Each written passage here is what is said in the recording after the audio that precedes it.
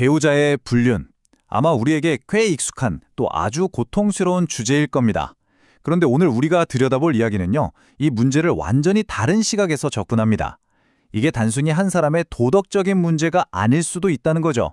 훨씬 더 깊고 근본적인 원인이 있다고 주장합니다. 자, 이게 바로 오늘 우리가 파고들 질문입니다. 스스로도 이러면 안 되는데 하면서 정말 멈추고 싶어 하면서도 결국 자신도 모르게 선을 넘어버리는 사람들. 자신과 상대방 그리고 가족 모두에게 엄청난 상처를 주는 이 행동 뒤에는 대체 무엇이 숨어 있는 걸까요? 보통은 이렇죠. 누군가 잘못하면 그 사람을 탓하게 되잖아요. 의지가 약해서 그렇다. 도덕성이 부족해서 그렇다. 이렇게요. 하지만 오늘 우리가 살펴볼 관점은요, 그 화살을 완전히 다른 곳으로 돌립니다. 문제가 사람이 아니라 전혀 다른 데 있다는 겁니다. 바로 이겁니다. 첫 번째 핵심 개념인데요. 이 관점은 불륜을 개인의 바람기라고 부르지 않아요. 대신 집 탈출병이라고 부르죠. 어때요? 초점이 사람에서 집이라는 장소로 확 옮겨가는 게 느껴지시죠? 이 말이 정말 핵심을 꿰뚫은데요. 그러니까 밖에서 누가 유혹해서 나가는 게 아니라는 거예요. 오히려 집, 바로 그 안에서부터 어떻게든 벗어나고 싶다는 아주 강력한 마음 때문에 벌어지는 일이라는 거죠. 집이 더 이상 안식처가 아닐 때 생기는 병이라는 겁니다. 이 표를 보시면 차이가 확연히 드러나죠. 기존에는 바람 피운 사람, 바로 그 개인에게 모든 책임을 물었다면 새로운 관점은 그 행동이 그저 증상일 뿐이라고 말합니다. 두 사람이 함께 만들어 온 가정이라는 환경에 문제가 생겼다는 신호라는 거죠. 그러니까 한 사람을 붙잡고 네가 문제야 라고 할 게 아니라 두 사람이 함께 우리 집이 문제구나 라고 봐야 한다는 겁니다. 아니 그럼 도대체 왜 집이 탈출하고 싶은 공간이 된 걸까요? 바로 이 생활도라는 게 없기 때문이라고 합니다. 생활도, 말이 좀 어렵죠? 그냥 함께 잘 살아가는 방법에 대한 지혜와 기술이라고 생각하시면 돼요. 예를 들면 갈등이 생겼을 때 어떻게 풀어야 하는지, 서로 존중하면서 대화는 어떻게 하는지, 바로 이런 것들이요. 우리가 학교에서 국영수는 배워도 정작 인생에서 가장 중요한 이 관계의 기술은 제대로 배운 적이 없기 때문에 가정이 점점 힘들어지는 거라는 분석입니다. 자, 그런데 여기서 이야기가 확 커집니다.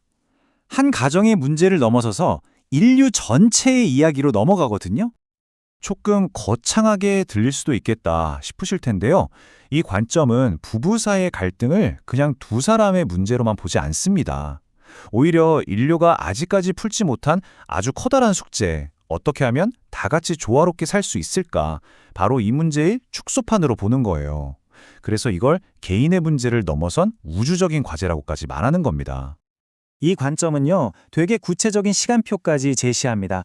2차 대전 이후부터 2012년까지는 인류가 막 물질적으로 성장하는 데 집중했던 선천시대였다고 해요.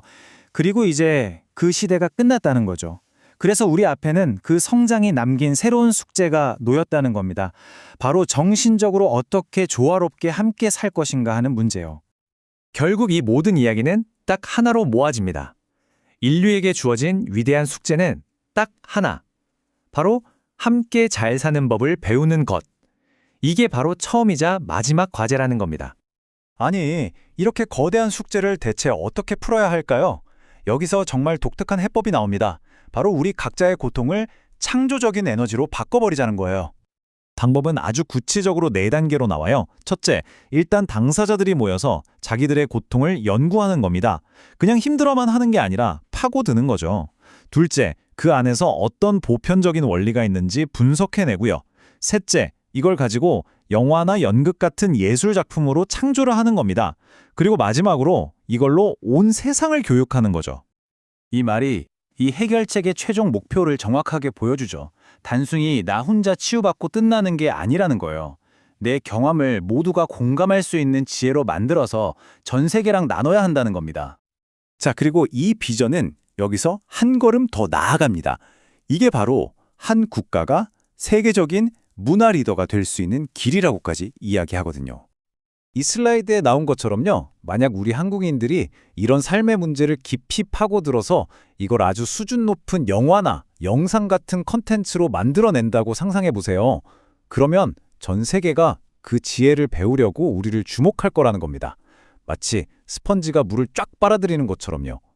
굳이 돈 벌려고 인정받으려고 애쓰지 않아도 세상이 정말 필요로 하는 걸 우리가 제공해 주니까 자연스럽게 존경받는 리더 국가가 될 수 있다는 그런 비전입니다. 자, 오늘 이야기의 마지막 질문입니다. 우리의 가장 개인적이고 아픈 상처를 푸는 열쇠가 어쩌면 그걸 세상과 나누는 공적인 예술 작품에 있을지도 모른다는 생각. 여러분은 어떻게 생각하시나요?